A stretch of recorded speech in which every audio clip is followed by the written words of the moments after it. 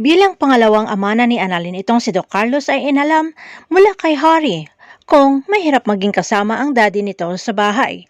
Sinabi naman ni Harry ang totoo na napaka-orderly ng kanyang daddy at ayon ng kalat. Medyo kinabahan si Annalyn at hinihiling na sana ay magkasundo sila ng bago niyang stepdad. Samantala nag-usap nga si Lynette at RJ pero di tungkol kay Annalyn na ayon kay RJ ay wala ng punto na mag-move on siya at nawala ng lahat, career at si Lynette sa buhay niya.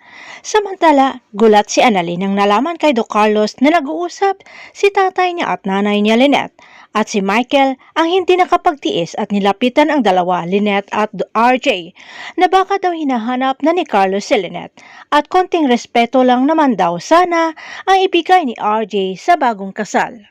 Magiging masaya kaya si Lynette at Annalyn kasama si Doc Carlos Benitez? Abangan na lang natin ang susunod na episode dito sa Abot Kamay na Pangarap.